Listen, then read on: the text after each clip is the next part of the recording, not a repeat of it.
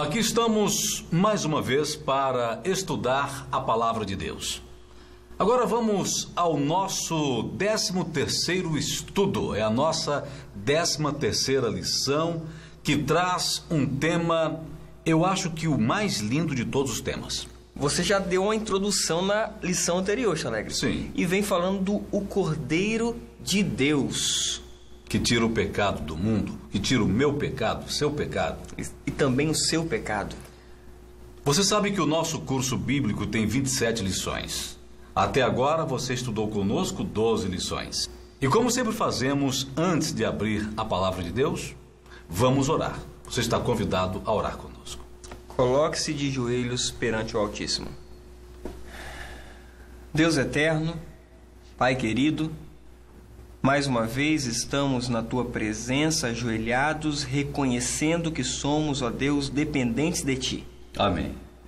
Ajuda-nos a entender esse tema tão importante sobre o Teu Filho, o Cordeiro que tira o nosso pecado. Pai eterno, dá-nos a iluminação do Teu Espírito, em nome do Senhor Jesus. Amém. Amém. Creio sim que estamos aptos a estudar as Santas Escrituras, uma vez que nós pedimos a bênção do nosso Pai Celestial para prosseguirmos em nosso estudo. Vamos à primeira pergunta, não é, Wagner? O que a Bíblia define como pecado? 1 João, capítulo 3, versículo 4.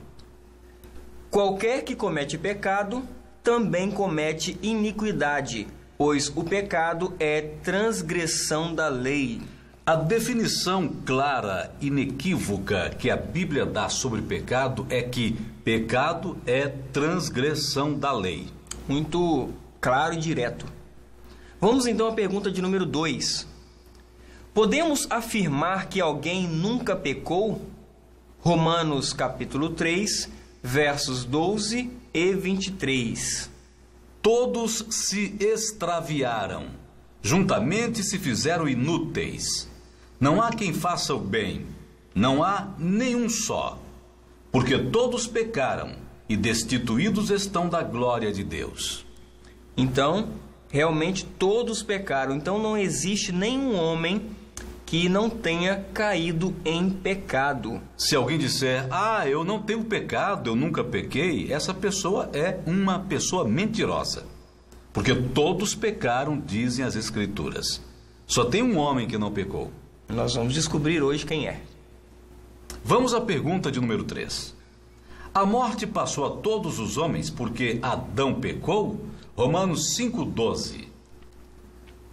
Portanto, como por um homem entrou o pecado no mundo, e pelo pecado a morte, assim também a morte passou a todos os homens, por isso que todos pecaram.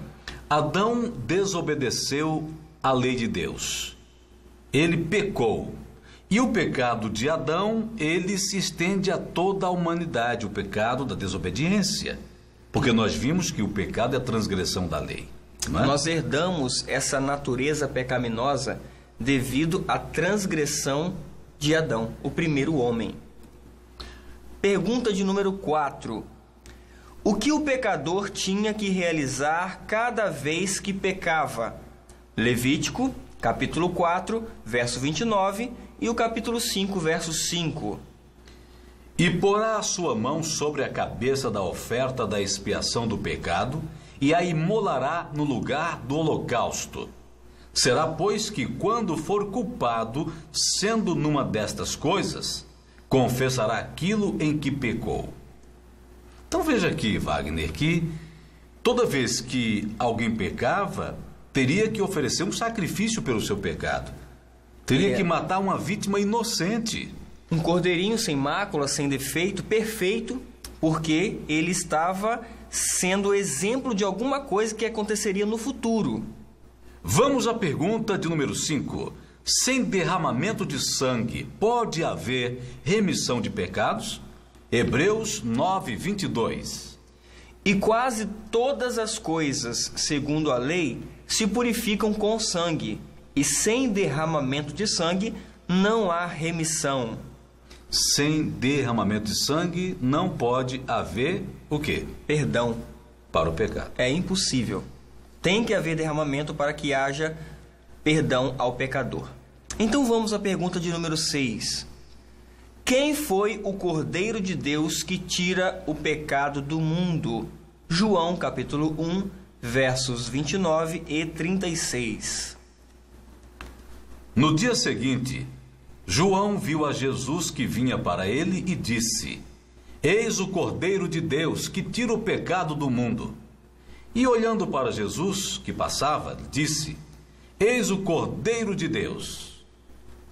Claramente aqui João olha para Cristo, o Filho de Deus, e declara que ele é o Cordeiro de Deus. Ele reconheceu automaticamente, ao olhar para Jesus, que aquele era o Messias, o prometido, que viria para dar sua vida em resgate de toda a humanidade. Vamos à pergunta de número 7. O sangue de animais continuou sendo necessário? 1 Pedro 1,19. Mas com o precioso sangue de Cristo, como de um cordeiro imaculado e incontaminado. Lógico, vimos aí que o sangue de cordeiros, ele, depois que Cristo veio e morreu, não era mais necessário. Porque Cristo é o Cordeiro de Deus que tira o pecado do mundo. Então não havia necessidade de matar e continuar matando animais para sacrifício. Pergunta de número 8. Podemos encontrar salvação em qualquer outro nome além do nome de Cristo? Atos, capítulo 4, verso 12. E em nenhum outro há salvação, porque debaixo do céu nenhum outro nome há dado entre os homens em que devamos ser salvos. Então só existe um nome, no céu, na terra, em qualquer lugar, em que nós, pecadores, podemos ser salvos. Este é o nome de Jesus. Amém. Este nome tem poder. Sem dúvida alguma. Pergunta 9. Qual é o único meio de salvação do pecado? 1 João, capítulo 1, versículos 7 a 9. Mas, se andarmos na luz, como ele na luz está, temos comunhão uns com os outros, e o sangue de Jesus, seu Filho, nos purifica de todo pecado. Se dissermos que não temos pecado nenhum, enganamo-nos a nós mesmos, e a verdade não está em nós. Se confessarmos os nossos pecados, ele é fiel e justo para nos perdoar os pecados e nos purificar de toda injustiça. O único meio, sem dúvida alguma, é o sangue precioso de Jesus Cristo. Não há outro caminho, Chalegre. Não há outro caminho, meu irmão. Precisamos entender e aceitar que Cristo deu a vida, derramou seu sangue para que eu e você pudéssemos hoje ter o perdão. Vamos então à pergunta de número 10. Deus promete a purificação do pecado aos que se arrependem? Atos, capítulo 3, verso 19. Arrependei-vos, pois, e convertei-vos, para que sejam apagados os vossos pecados, de sorte que venham os tempos de refrigério pela presença do Senhor. Sem dúvida alguma, Deus ele promete, ele empenhou sua palavra para todos aqueles que se arrependerem e confiarem em Cristo, certamente serão perdoados. Isso aí é inquestionável, a Bíblia é clara com relação a esse assunto. Vamos à pergunta 11. Qual foi um dos motivos de Jesus vir a este mundo? Mateus 1, 21.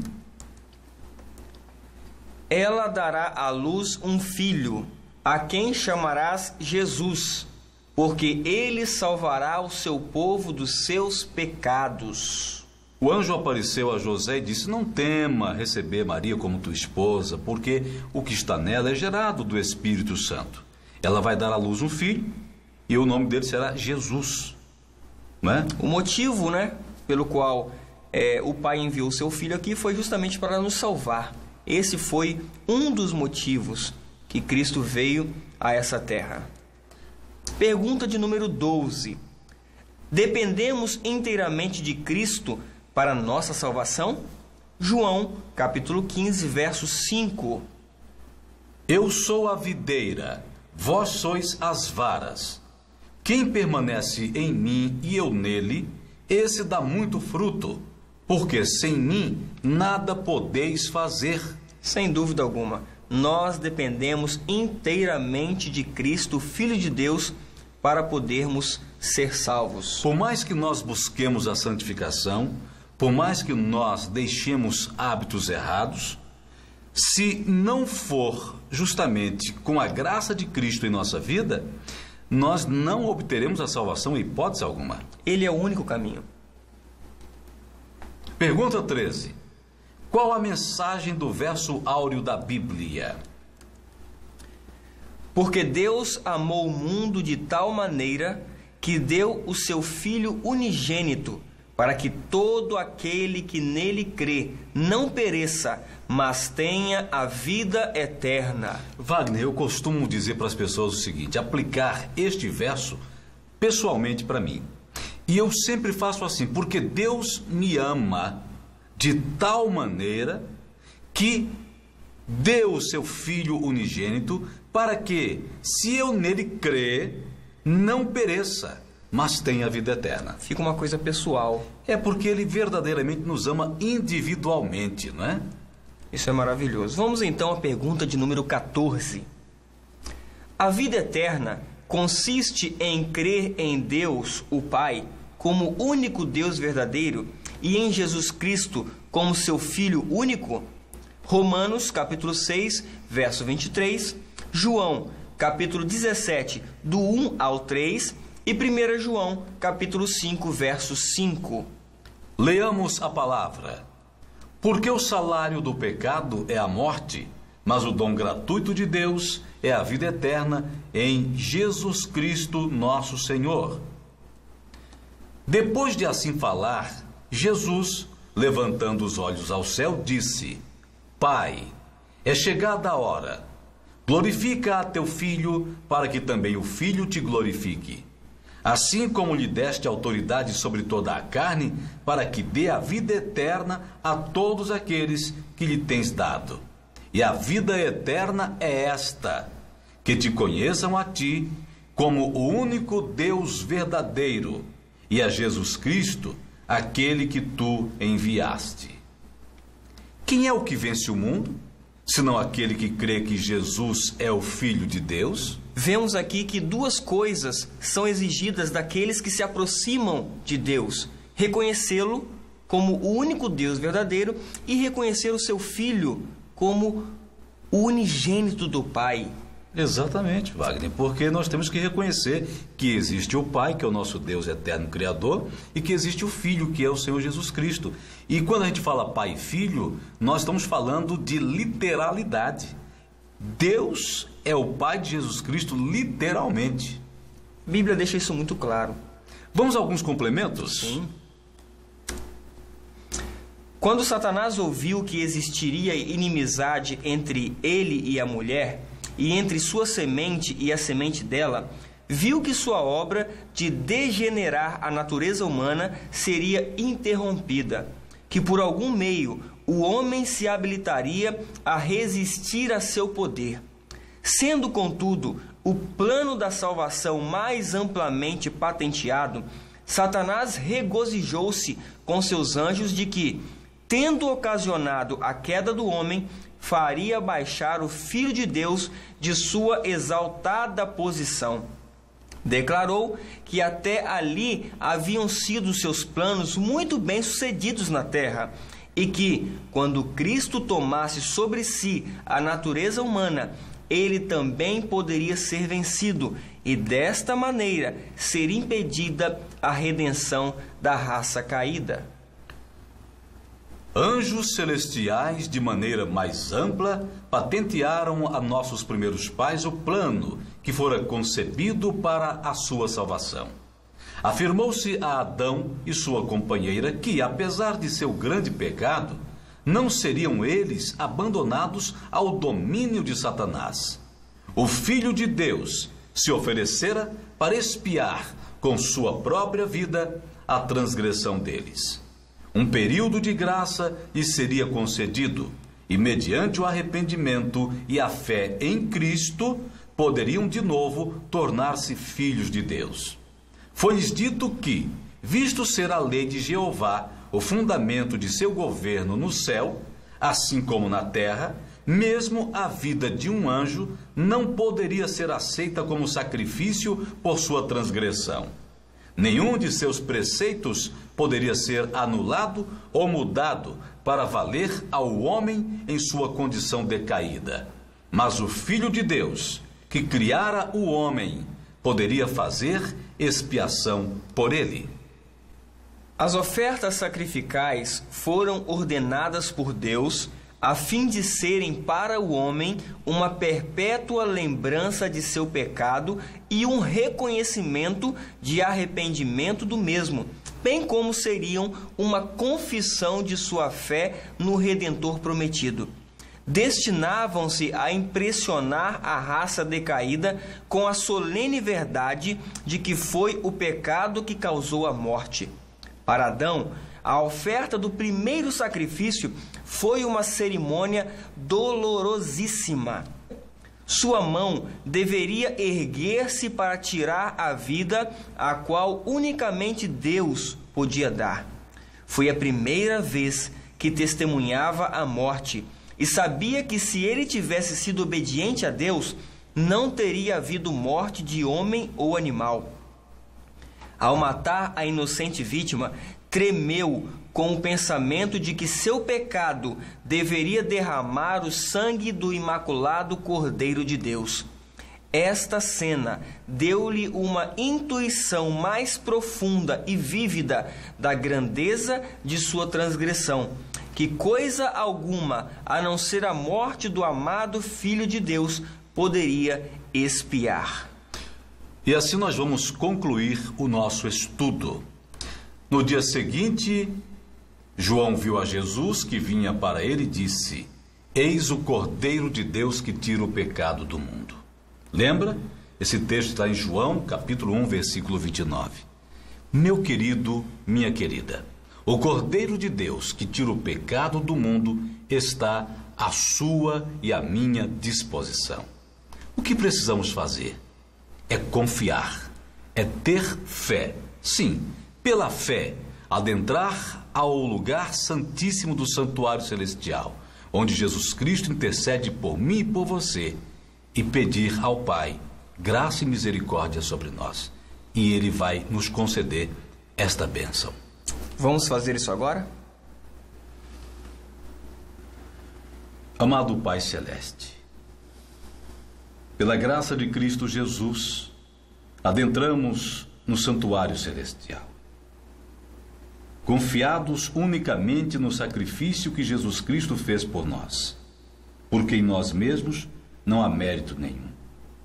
E nesta confiança, nesta certeza, Pai Santo, eu te peço que abençoes rica e abundantemente a vida dos teus filhos que estudam a tua palavra.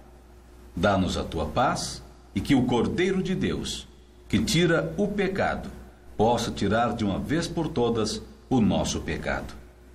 Eu te peço agradecido, no santo e amorável nome do teu Filho unigênito, nosso Senhor e Salvador Jesus Cristo. Amém.